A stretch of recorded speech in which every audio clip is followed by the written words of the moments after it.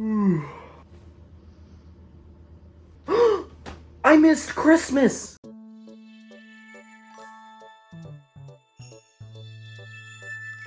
What's up, gamers? I missed Christmas, and it's now June, which seems really unhealthy. Anyways, the point is that I missed my favorite holiday, but I'm not gonna let that happen. I need a way to still experience that holiday spirit, and I think I know the best way to do that, by looking at a core piece of gaming in my childhood. Adobe Flash games. Those games that you would play in the school computer lab instead of actually working on your assignments, or whatever nerds do. Named after the Adobe Flash animation engine in which these games were created, they became really popular for kids in the 2000s to mid-2010s, as you could run them off of almost every computer due to their minimal spec requirements, making them the perfect games to play at school or a family computer.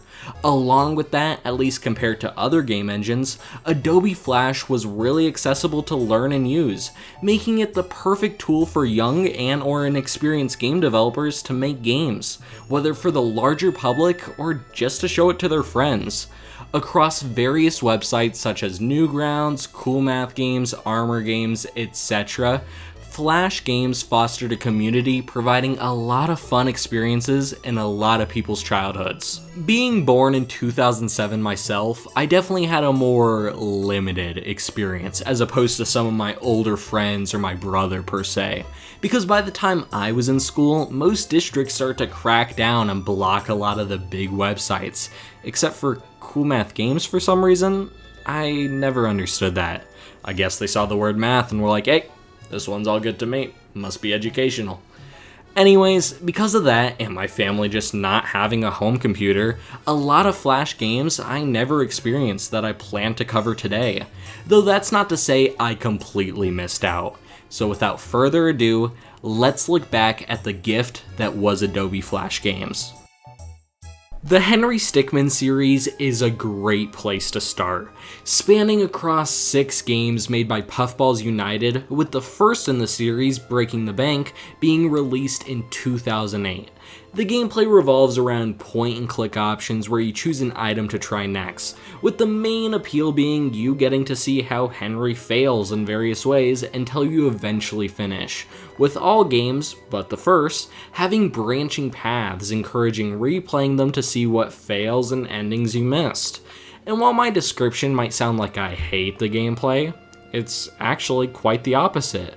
I love it. It's super simple, yet it just works without feeling overdone. Along with that, it includes a bunch of references to various things in both gaming and internet culture, which was always fun to notice. Truly, I have few complaints. Those being that once you play it once, there's no real reason to play again except to get those different endings, and that the games don't tie into each other all that much other than a few small references. At least I had those complaints until I played the final game, completing the mission. The first game in the series to not originally be released online. It was included in the Henry Stickmin collection by Puffballs United and Inner Sloth, who we'll get to a bit later. The game featured remastered versions of the first 5 games with all new art, and a new 6th game, which accomplished everything I wanted, as you could choose 2 of the endings in the last 2 games and play a pathway that follows what would reasonably happen next, remembering what alliances and choices would have led up to both endings. This was super cool in my opinion and made the different endings in completing the mission seem so much more fun and enjoyable. That, along with the new Steam achievements and character bios, helped to add more reasons to look further into each of the games. I highly recommend picking up the Henry Stickmin collection, as it costs only $15 and frequently goes on sale. While it took me only around 6.5 hours to finish and get all the achievements, the experience is well worth it. Riddle School is even more like a point-and-click game, with it being made by Jonochrome, who I want to take a second to talk about. A game developer who went on to make some pretty popular stuff past just Riddle School, as he made a popular FNAF fan game series, One Night at Flumpty's, and I Hate You.exe, which is a playable version of a Mario creepypasta which I've talked about before. But then, in 2021, Jonah was exposed for being a pedophile, which is just really sad to see. I don't intend on talking about that whole situation, just the Riddle School games, as people have covered it much better than I ever could, and truly, I just want to talk about the games. I just feel as though it's important to bring up when talking about these games so as to not glorify a horrible person. But if you are curious, I'd recommend looking into it. Anyways, the Riddle School series comprises of 5 mainline entries and 2 spin-offs spanning across 10 years, all with pretty similar gameplay that was inspired by an earlier Flash game, Pico's School, which features a lot of disturbing elements, and there's plenty of reasons why I'm not going deep into it, as it was made in response to the Columbine shooting and backlash that sites like Newgrounds got for allowing offensive content. It's a whole story. Despite this, Pico grew to be one of Newgrounds' mascots and a face of Flash games. It was made by Newgrounds founder Tom Fulp, who would later co-found the Behemoth, who we'll be talking about much later. The Riddle School games themselves are pretty tame in comparison to Pico School, and have some nice puzzles, but they end up falling flat in my eyes, as they tend to just be confusing rather than fun and interesting. The games in the main series also struggle a lot with feeling like copies of one another. Riddle School 3 is the best in my opinion, as it was when the series perfected the length and complexity of the game before getting way too complicated in the later parts of the series. Riddle School 4 was a neat gag, however, as it just serves to be a cutscene leading into Riddle School 5. Up next, the Fancy Pants series is a platformer that has 4 games and 1 spin-off, built on Flash, releasing from 2006 to 2017. The games are fun and have some nice level designs, but it just isn't for me. That's not to say they're bad, as I can definitely see the appeal, but the physics when platforming just didn't click for me when I went to play. It's nice how fast you can go, but at the same time, it felt too floaty.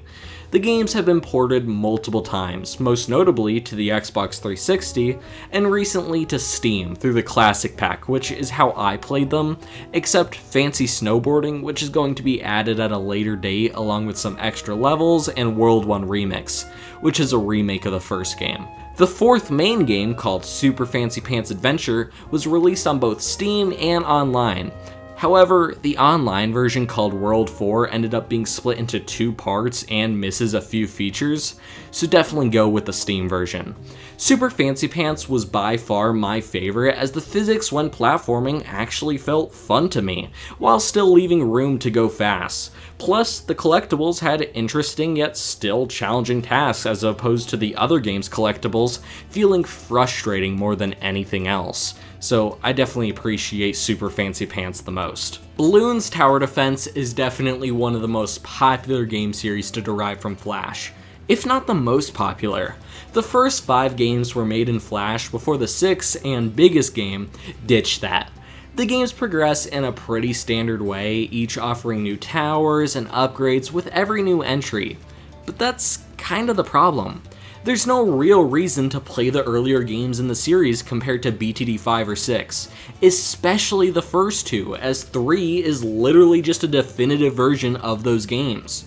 But I'm not trying to hate on the series either, as they're all very fun games that can be very addicting when you try to beat each of the levels. I loved playing the games, and truly, this is just a nitpick because of how good the series is. It's just a very addition-based series, focusing on adding more stuff to what the previous game had, rather than experimenting with each new entry. And this is backed up even more by the series itself with the 6th game, as the developers have stated that they don't plan on making a 7th, instead opting to continually update BTD 6, which, I mean, why not? If everything you could do in a new game can instead be done in an update, why waste the time and resources? The biggest way the series experiments is through spin-offs, like Battles for example, which is a PvP-focused version of the tower defense gameplay. Though, funnily enough, Bloons Tower Defense is a spin-off itself of the Bloons series. Often a forgotten part of its history just because of how popular Bloons TD got, the original Bloons was a puzzle-based series where you'd throw darts to pop a certain percentage of Bloons on screen. While that's a very basic explanation, the series has a lot of really cool puzzles utilizing bouncy surfaces, tack shooters, special balloons, special darts, etc. The series, because of its open-ended nature, got a ton of different entries in order to just add more features and puzzles. Along with that, the community interaction helped a lot, leading to the Bloons Player Pack subseries, which were level packs containing puzzles made by, take a wild guess on this one, the players. I don't want to talk too heavily about Bloons, as I feel like it would be a great topic in the future to cover the series in its entirety, over the 44 games. So I'm gonna leave it off here. Just go play the games, whether the original series, Tower Defense, or any spin-offs in between, they're all pretty good. Huh. Still no Christmas spirit yet. Hold on a second.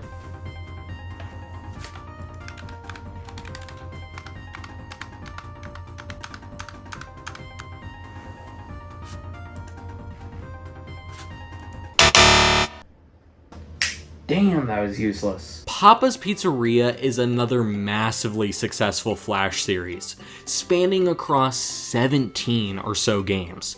Yet, much like Bloons, it's actually a spin-off of the Papa Louie series. And when I went back to play the first game, it was very clear why it didn't take off compared to the Pizzeria games, as it's supposed to be a platformer, yet the controls are too sluggish in my opinion. That plus some lackluster level design makes the game just boring to play. I do, however, like the concept of collecting pizzas to finish the level, along with upgrading the pizzeria between stages, as it makes the game feel more original and helps it to stand out. I didn't try the other two games as I figured it would just be more of the same, and from what I can tell, it is. However, there does seem to be at least some more variety in the actual gameplay, with the addition of new playable characters. Though, like I said, the Papa's Pizzeria series is where it's really at. Live through every middle schooler's dream and every high schooler's nightmare, working at Domino's. The gameplay for almost all of these games is centered around the same formula, just changing things around to base it around the themed food. And it just works. You manage a restaurant where you have to fulfill customers' orders to the best of your ability as quickly as possible. This very simple gameplay loop makes the game incredibly easy to learn, while leaving a lot of room for later levels to become extremely stressful with how much orders can get backed up. It makes the series super addicting, and I understand why it's such a fan favorite. Plus, with most games offering ways to customize the restaurant for both fun and to upgrade it, the series does a great job at getting the player to not just play once, but to keep playing. Which might sound obvious, but for a lot of Flash games, they struggle at that. The only true problem I have is that the games are all the same aside from the themed food, so it helps keep the series consistent no matter the game you play, yet it's too consistent. Once you've played one, you've basically played them all. Another play one and you've played them all set of games would be the stunt dirt biking genre of Flash games. While not a particular series, all of these games play extremely similar, with you getting to the end of the level, passing hills and jumps, but if you tilt too much to the left or right, your rider touches the ground and you have to restart. Pretty simple stuff, with the biggest differences between these games being their art styles and physics. The problem with that, however, is if you play one game, you'll naturally get used to the physics, so when you try to swap to another, it's really hard to lose that set coordination. It's like playing Sonic but expecting the gameplay to feel like Mario. They're both platformers, but they're still different. Mostly different. Kinda different? Alright, you get the point I'm making. Max Dirt Bike was one of the first, being made in March 2007, and is thus extremely rudimentary, with the levels being very simple slopes and bumps, and the physics being really floaty. Trials 2 is another early one, also being made in 2007. It's a sequel to the Java game and was a part of the series before the Ubisoft buyout, leading to one of the more popular games in this style, Trials Fusion. Anyways, Trials' Flash entry into the series felt a lot more refined, yet with the added weight put onto tilting the bike, it made the experience a lot more annoying for me, with the levels not helping with there being a lot of really easy spots to either accelerate too much and die, or tilt too much and die. Stunt dirt bike? Okay, seriously, real creative names here, guys. You seriously can't think of anything not including stunt or bike? Anyways, it was released on April 4th, 2007, with this game being very similar to Trials 2. The only real difference is the ability to unlock and play as different vehicles, like a four-wheeler. Four-wheel madness, while not dirt bike themed, is still a part of that genre in my opinion, featuring monster trucks and a health system. This game stands out the most to me, as here you're encouraged to make more mistakes, while still having challenges with its level design, making it so you can easily die if you're careless. That, plus some levels having special challenges, made the game pretty fun. But it all comes down to this, Moto X3M, which is in my opinion the best series in the genre. Starting out on Flash in 2015 before moving on and reaching a total of 6 entries, the series in my mind perfects physics and level design, focusing not so much on getting to the end, but how fast you do it. While of course previous games made timers a part of the gameplay, none did it like Moto, where now with a star system, it encourages players to replay levels to get better times in hopes of unlocking stars, which then can unlock skins. A great way the series makes this interesting is through the flip system, where the more flips you do, the more time gets taken off. It lets players experiment with playing a bit more risky in hopes of getting a better time. Yet because it's mostly optional, it doesn't get annoying either. This genre would eventually move on past Flash, with both the previously mentioned Trials series being bought by Ubisoft, leading to some pretty great games, but also mobile games, which is where I first discovered these types of games. I have a lot of fond memories of playing them with my brother, trying to watch the other beat particular hard levels before just cheating with an invincible character. With the game I owe most of those memories to being Bike Race. Okay, what the hell guys? I said I wanted original names. Interactive Buddy is a pretty early Flash game, released on February 8th, 2005. It's one of the first Ragdoll sandbox games, where you can use a variety of weapons to hurt the buddy and get money from doing so. You can even get some skins to make the buddy various people, like Napoleon Dynamite, Bill Gates, or even political joke that gets me on a watch list. It's a pretty fun time passer, but not much past that. However, it helped to inspire a lot of games, like just to name a few, People's Playground, Kick the Buddy, and Beat the Boss. Not to be confused with Whack the Boss, another Flash series, where you'd kill people in various gruesome ways with items in your environment. Jeez, parents just did not do a good job during this time. What's the worst that could happen? Madness Project Nexus, another violent Flash game, is a beat-em-up released on March 25th, 2012. It's an incredibly fun experience, utilizing various weapons and character moves to get through waves of enemies. I love the style the game goes for, being very minimalistic, with most characters, environments, and weapons being different shades of gray, helping the blood to pop out among it all. It's something I've never really seen before, and it's incredibly entertaining mowing through enemies while stringing together swords and guns, helping it to not get stale. My only complaint is that for a beat 'em up, it doesn't do much to feel like one. The combos you get are through waves, not individual enemies. And while that's cool, it still leaves room for more things to be desired. Plus, with the guns themselves, it can be hard to know where you're shooting due to the 2.5D environment. The game attempts to counteract this with a red aim line, but it doesn't help all too much. Madness Project Nexus would eventually get a sequel, also called Madness Project Nexus. I'm sure that's not confusing at all, guys. Anyways, it looks super cool, and based off of my experience with the first game, I'm inclined to check it out as it seems to be even better. Moving on, My Friend Pedro, a game I had no idea started on Flash. It eventually became a larger, fully fledged game produced by Devolver Digital, which is how I was first introduced to the game. I played that version and thought it was amazing, and I plan on fully talking about it soon enough. However, I was shocked when I went to research Flash games and came across this version, coming out a whole 5 years earlier. All of the core aspects are there, it's just a shorter and less refined experience. The shooting in the game is easily the best part with how fun it is to bounce around while slowing down time, so it's easy to see why the game got picked up by Devolver. The only problem is the game doesn't make all that much use of what makes it unique. Sure, there is that slow motion ability, but you aren't encouraged to use it, meaning most won't use it. That plus the meh level design, it's hard not to just pass it off. Thankfully in the remake, the devs did a way better job at making the game take advantage of its identity. There's also an arena spin-off made in Flash, which equates to surviving as long as possible, acting as a sandbox-like mode for the core gameplay. So it's a fun experience your first time trying it, but nothing past that. Huh. That gives me an idea. Fuck. No, didn't work.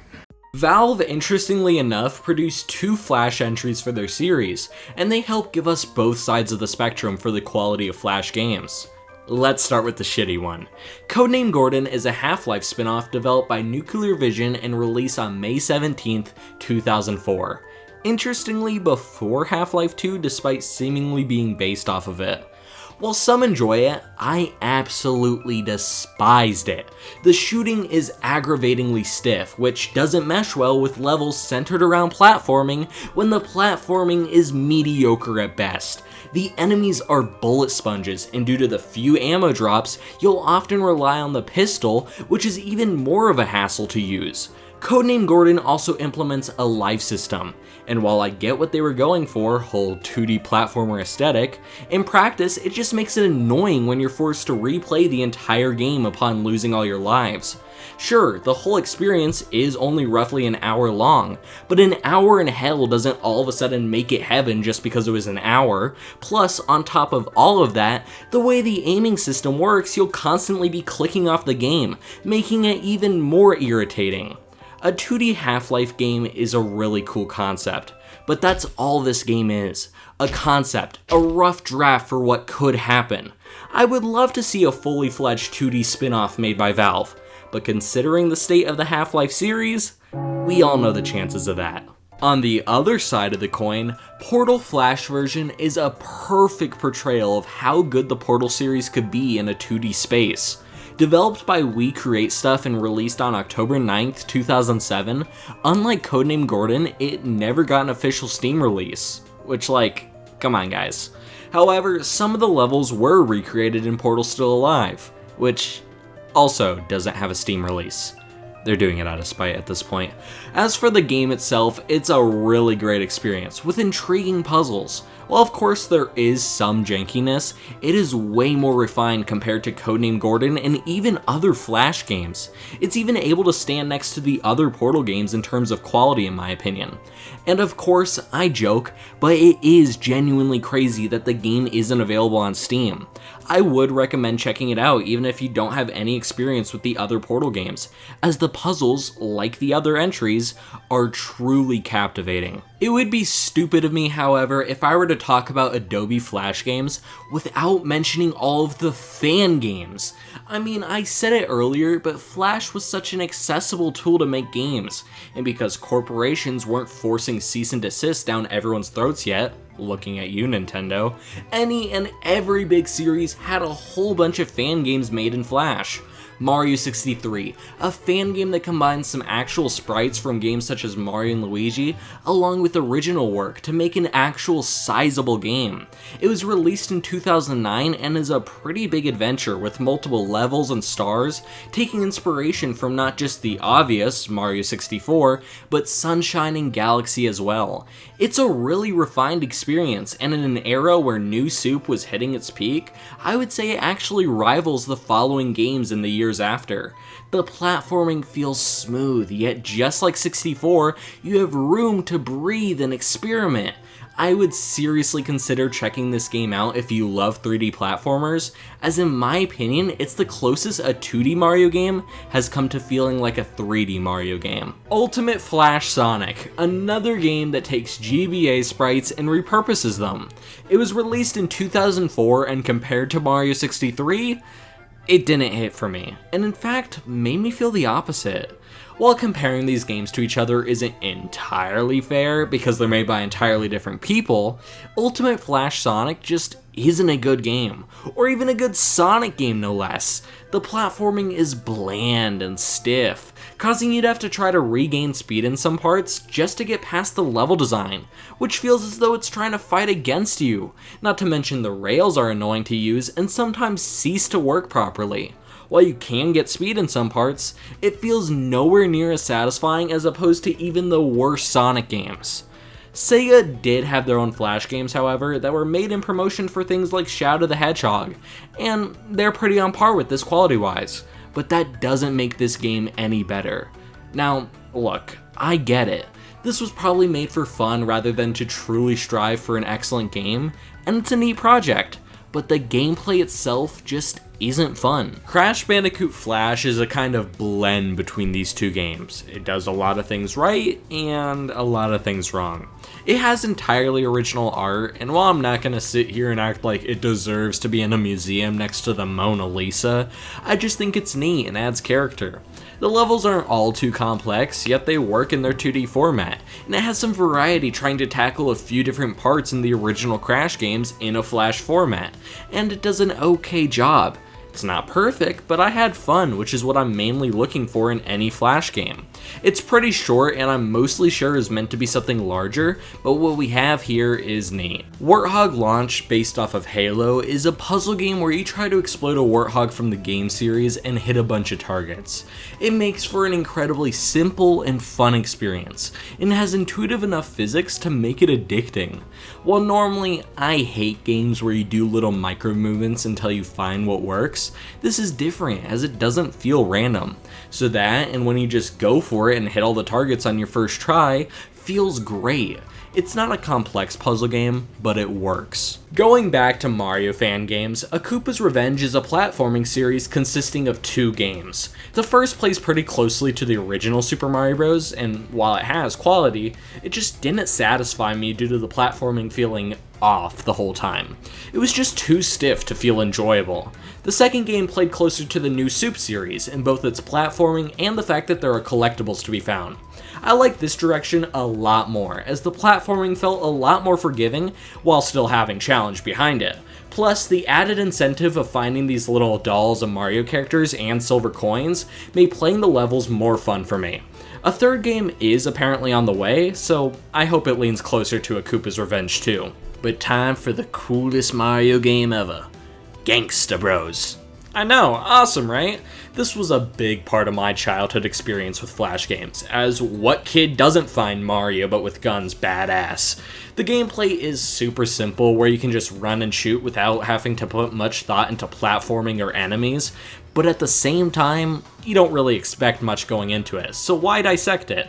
And for the 8 levels that are there, it's a simple yet fun venture. Take this with a grain of salt, however, as nostalgia is a big factor for enjoyment here. Unreal Flash, a 2D Adobe Flash version of Unreal Tournament released in 2007. It does a fantastic job at replicating the speed and fluidity of arena shooters in a 2D format, with the guns feeling fun to use without being unfair. Along with that, the overlapping nature and complexity of the maps help to feel even more like an arena shooter, keeping players spread out enough, encouraging more movement. It was super surprising to me just how well it worked. It makes me wonder what a 2D arena shooter could look like if given proper funding. Godzilla Dai Kaiju Battle Royale, a game that when I was first looking at it, I was super excited to play. I mean, I'm a huge fan of Godzilla, even since when I was young, so this would have been a match made in heaven for child me if I had discovered it back then. After playing it, however, maybe that was for the best.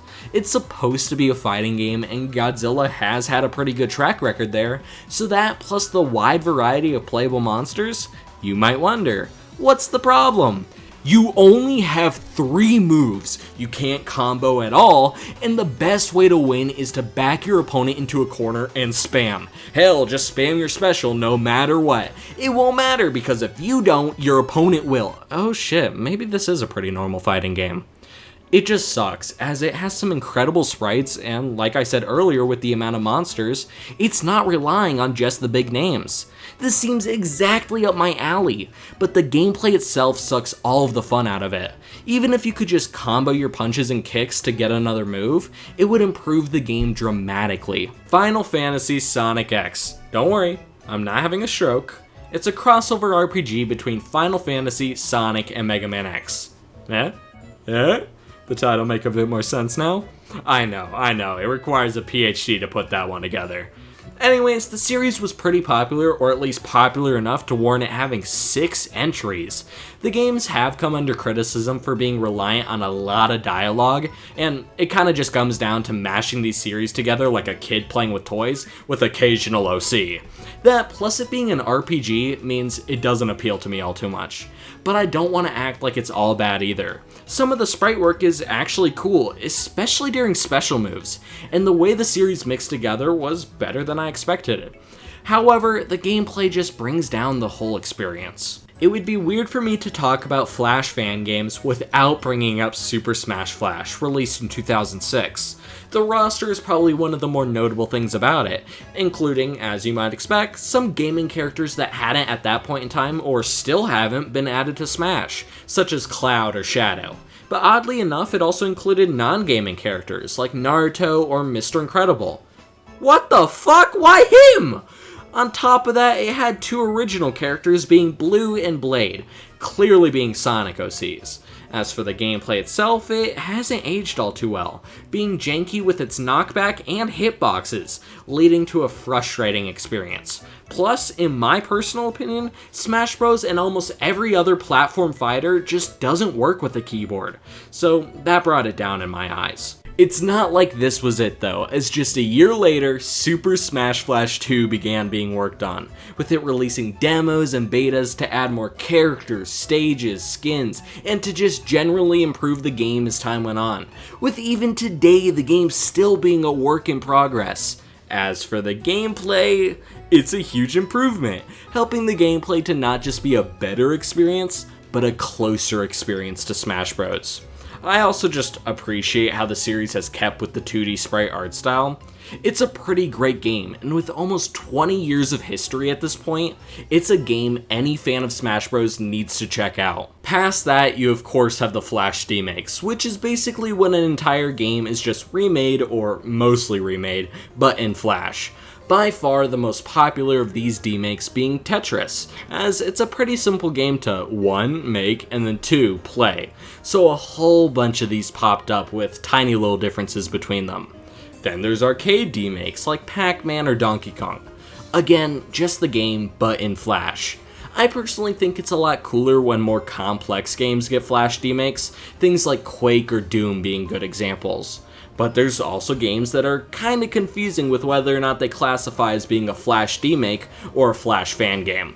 A great example would be Injustice Flash, as while it has original sprites and animations, the framework is basically Injustice but with less characters and less depth in its combos.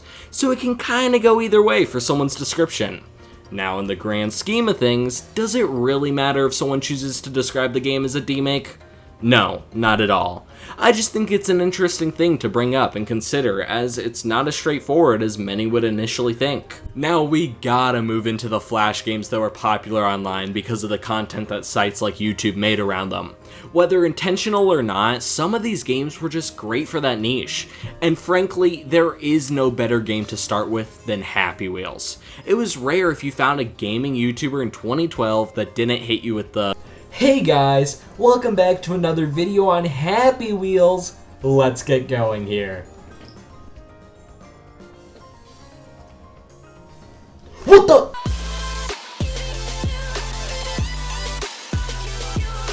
Anyways, released on June 4th, 2010 onto the Total Jerkface website, Happy Wheels has been able to grow to being one of the most popular games of that era, especially online. While it came with some original levels, the true magic of it came with community-made levels. Over and over, we see that when people get the tools to make something themselves within a game, it just helps it to stay alive longer and grow more.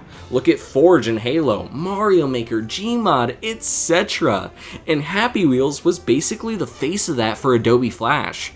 The levels the community made, from droppers to sword throwing to pogo jumping to anything under the sun, has been able to bring a lot of good memories to kids in my generation. While it's hard to review games like this because just where do you even start? Everything can vary in quality depending where you look. The fact that the game made that big of a mark and still has some name recognition shows that the tools it gave people were exceptional. It lacks clunky mechanics, and while not originally designed to be one, it acts as a great sandbox.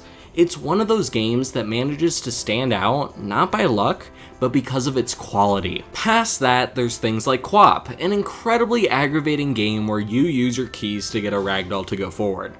I know that's basic, but that's about it. You control muscles and hope for the best. Hell, with the way I'm talking about it, you might think I actually have some pull.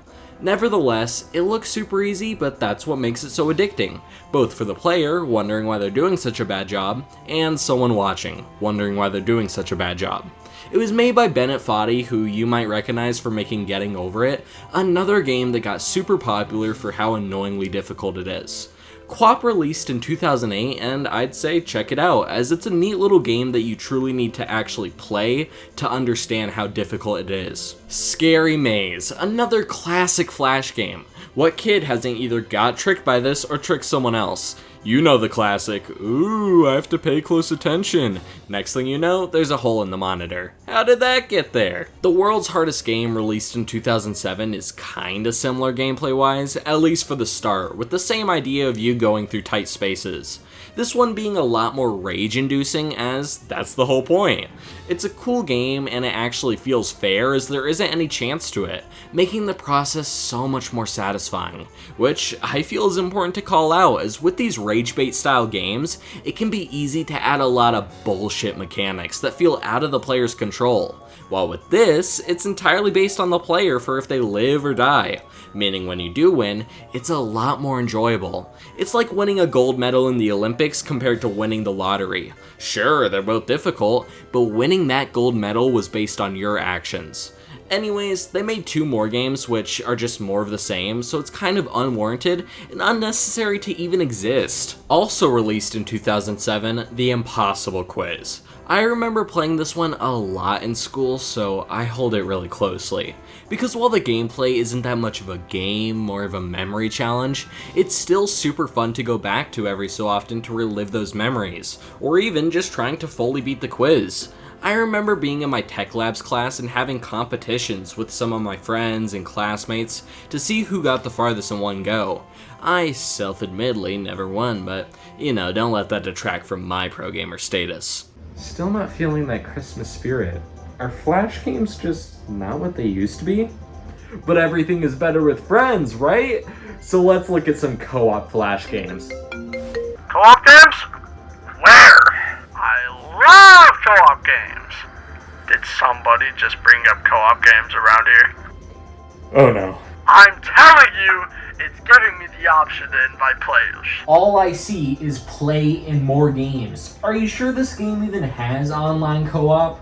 Yeah, man. It says duos right above the big yellow play button. It says duos right above the big fucking play button. You could use your fucking face to read. Wait a second. Are you on Fortnite? Oh, shit. Fireboy and Water Girl, a 6-game platforming puzzle series, starting on November 19th, 2009, and the latest game being released on September 29th, 2021. Now, ideally, the best or at least the most fun way to play is with a friend, each person controlling a character at their end of the keyboard, though that's not to say you can't play alone. All the games, while similar to each other, have their own twists with new gimmicks and puzzles. Overall, the series is super fun, with the puzzles being interesting despite not being all that difficult. Also, going for the extra challenges like the gems or time limit help to make the game have more challenge and variety. I'd recommend trying at least one of the entries even if you don't have someone to play with, as they make for an enjoyable experience without getting boring. Club Penguin, a web MMO built on Flash, released in 2005, then shut down in 2017. There were a couple of similar games that popped up around that time, like Neopets, Webkins, Pop Tropica, etc. I'm just choosing to talk about Club Penguin as that's the game I played when I was younger. I was a Puffle fan all the way. I don't fuck with no ugly Neopets. Get that out my face. Speaking of Puffles though, you could get one to raise and ultimately spend your parents' money on alongside decorating your penguin or igloo. Though if you couldn't convince them, you could always play the various mini-games. And surprisingly, these were pretty fun. Even going back to them after 10 years, I had a ton of fun playing them. The pizza game is a blast and is unexpectedly not a Papa's Pizzeria clone. The fishing game is super easy but still addicting. Thin Ice is an interesting concept for a puzzle game, where you have to go over every space without trapping yourself, making for a lot of enticing levels. Then the classic Card Jitsu, a card game based on elements and power levels of cards, acting like rock, paper, scissors, where you need to predict what your opponent will play and subsequently play a better card. These are just a small taste of what Club Penguin was like, and I'm being serious when I say none of these minigames missed the mark. Club Penguin was a fun experience where you could just hang out or play games, and that's what a lot of these games were, an experience. Because while it was online gaming in a time where that was still pretty new, it made for a great introduction into not just MMOs, but connecting online at a young age as well. While Club Penguin was shut down, then replaced with a shitty mobile game that didn't last all too long, you can still experience part of the game through Club Penguin Legacy, which has helped to archive those memories. And that's it for co-op Adobe Flash games. While there's more that I probably missed, Fireboy and Watergirl and these web games are truly the only notable co-op Flash experiences. Which makes sense, and doesn't at the same time, as you'd expect more to branch out to co-op gaming. But for Flash, where a lot of people played at home on their computers, there wasn't a whole lot of demand for non-single player experiences. At least until the next wave of computer games, that went on to basically replace Flash in the mid-2010s. That being I/O games. Much like how Flash replaced Java for small computer games, I/O replaced Flash, having a lot more focus on online experiences, some notable games being Agario, Slitherio, and Crunker, with the most common formula being hop into an already made lobby and try to top the leaderboard before dying and resetting. And these make for an enjoyable time with addicting gameplay, the closest thing I can equate it to being Battle Royale games, as while you might not expect to quote-unquote win, the process of getting close keeps you coming back. Yes, it's sad that this is where Flash started to die off, but this is what people wanted at the time, also helping developers to start the switch over to HTML5, and that is the true replacement of Flash, as when Adobe would eventually announce that Flash would be shut down on December 31st, 2020, that would be what most browser game devs would swap to, if they hadn't already. But that's not to say Flash was only a part of browser game history, as Adobe Flash helped to serve as the basis or inspiration for a lot of notable indie games. Hungry Knight is a great place to start, as it eventually inspired Hollow Knight. I talked about it briefly when I reviewed Hollow Knight, though I want to use this time to go a bit more in depth with it. Released on August 2nd, 2014 to initially some pretty harsh reviews, as you might see, it uses a similar looking main character and enemy design to Hollow Knight, yet the gameplay is drastically different as opposed to Hollow Knight's Metroidvania, where here you kill enemies to stay alive as your health slowly drains. And I get why it got 1 out of 5 stars. Don't get me wrong, it's cool that Hollow Knight started here, but this is just a concept and you have no incentive to play. Even something like a timer tracking how long you've been alive would go a long way. Truly, only play this if you're a die-hard Hollow Knight fan, as past that, there's no point. The Binding of Isaac is a Zelda-inspired roguelike started from a week-long game jam before fully releasing in 2011, and eventually getting a remake titled Rebirth in 2014. I had no idea this started on Flash, but now looking at it, it seems so obvious. From the art style to the gameplay, it just exudes that Adobe Flash charm. It's pretty fun, though I wouldn't say it's my favorite. I love the roguelike genre, but something just felt off the entire time while playing it. Though I just chalked it up to me not fully sinking my teeth into the game as I only played the demo.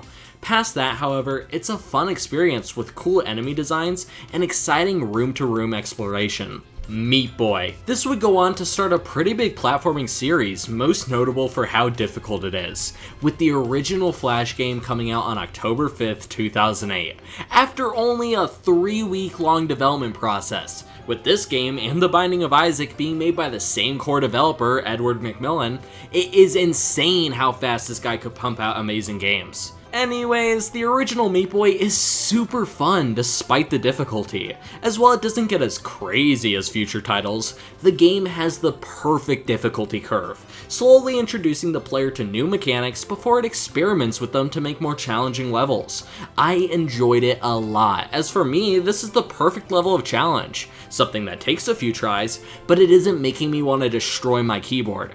It feels fair, as despite the floaty physics, the game feels properly built around them, and it helps you learn how to get over that.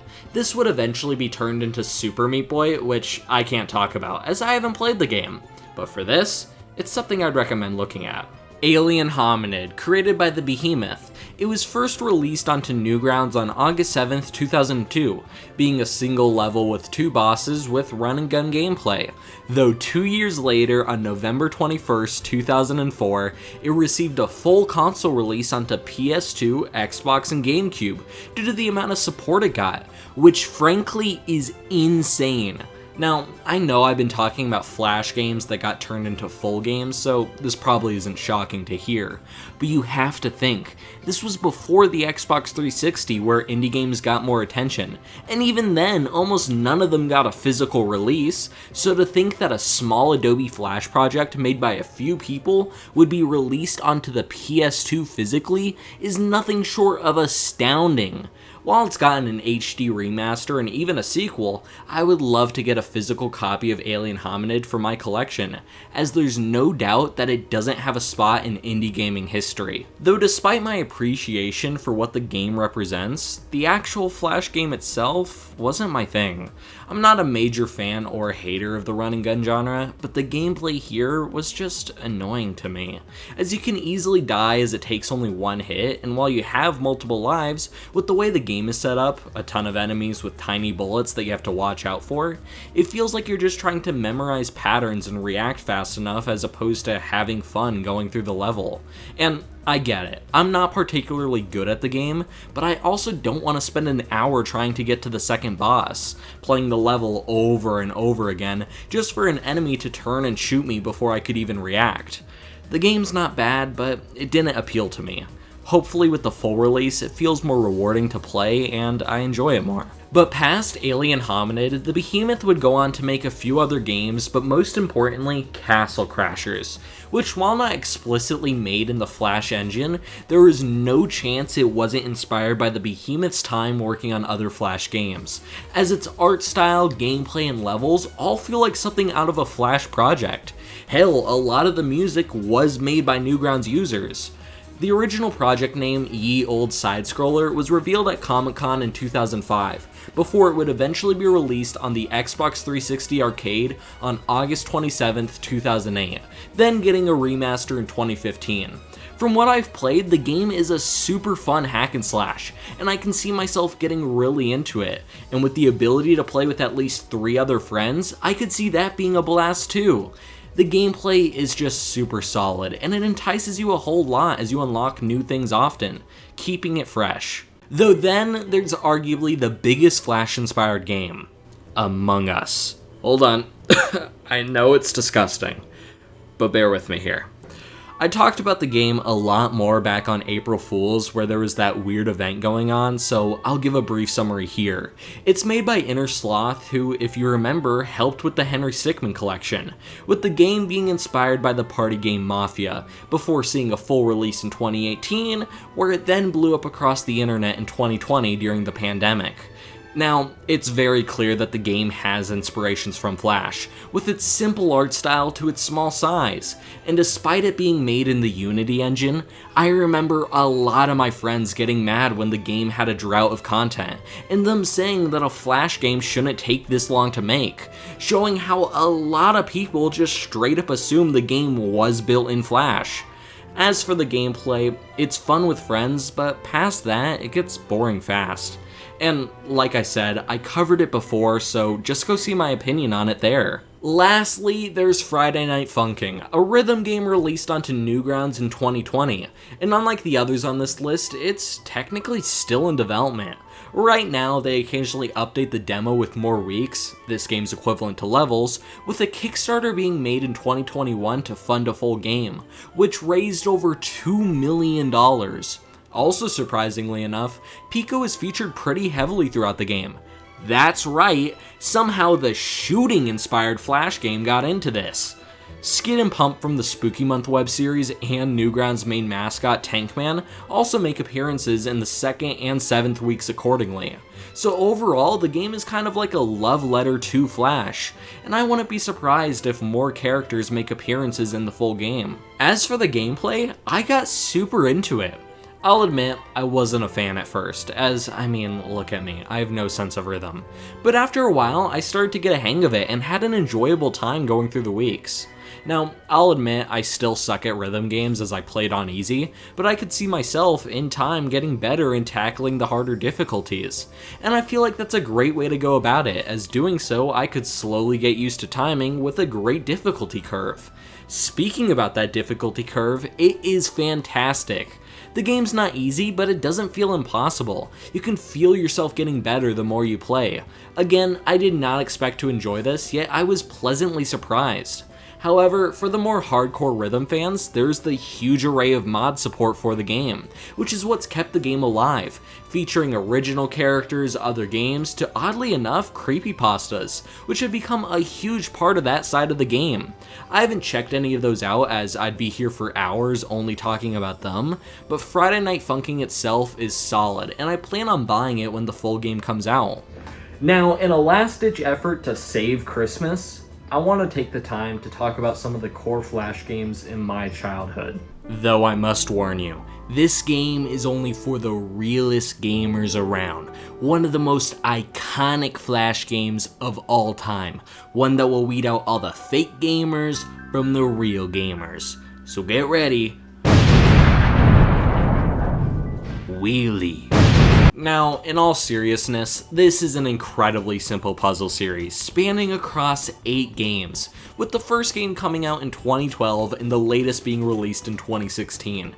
And like I said, the gameplay is super plain, basically equating to clicking on things to solve the puzzle, with the solutions being obvious to anyone over the age of 8.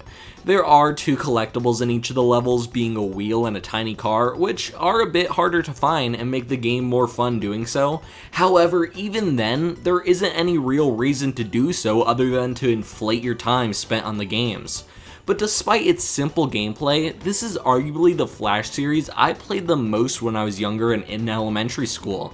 So I really don't fault the series for being easy, as it's made for young kids.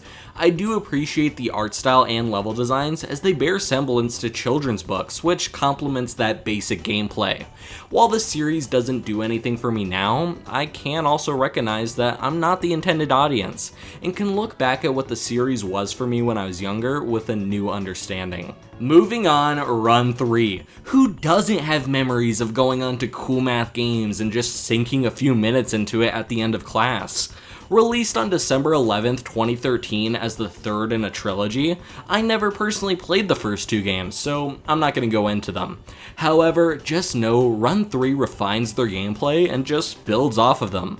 Run 3 itself is an endless runner game, where you jump around obstacles using gravity to stop yourself from falling into space. You go through multiple levels, of course getting harder as you go, and unlocking new characters with unique abilities. I enjoy the platforming a lot, as it's really unique, but like I alluded to earlier, the game is truly something to only play to waste time, as it can get boring fast. And sure, the different characters can help with that, but in the end, it's the same gameplay over and over. It's a very situational game, as you can have a lot of fun with it, but it depends on what environment you're playing it in. At school, it's fun. At home, it's boring. 40 Times Escape is a fun puzzle game that I'd replay every 1 or 2 years, as by then I'd forget most of the solutions. Released on September 5th, 2012, it's a pretty short but sweet puzzle game, and it makes for an enjoyable experience as the puzzles, while not particularly complex, still require intuitive solutions, all revolving around making the word escape green to get to the next room 40 times. And I mean, that's it. Like I said, it's just a cool brain teaser, but it wouldn't work if it wasn't a Flash game, so I appreciate it a lot. Duck Life 4 is a game that I remember loving, yet now that I've gone back to it, I hate it. While there's Duck Life games that came out before and after this entry, I never played any of them except for 4, so that's what I'm focusing on. Released on March 8th, 2013, it's a pet raising game where you train your ducks before making them race. The most comparable thing in my eyes is the Chow Garden in Sonic Adventure 2, with both offering customization to make the experience feel more personal, but being really grindy gameplay wise. Yet even then, I feel as though the Chow Garden shines more. At least there, it was a side game, so you went in with low expectations. Here, it's just annoying doing the same minigames over and over. But not just for one duck, but 3, as you need that many to enter a race. It's the same loop over and over, and it doesn't feel rewarding to play. I remember liking the game a lot more when I was younger, yet now it just bores me to no end. The Burrito Bison series is another big childhood Flash gaming experience I had, as I played all of the games at some point or another, and I enjoy them all, each building off of each other and releasing in 2011, 2012, and 2016 respectively. While the third, Lancha Libre, was the first to not get a Flash release, instead opting for mobile, it's the best experience if you're trying to play the series, as it just improves on the foundation that the Flash games built. As for those Flash games, however, their gameplay is pretty solid as well, where you upgrade and try to launch yourself farther and farther as you play, which makes for a really addicting gameplay loop. The first is by definition pretty bare bones, yet it's still fun.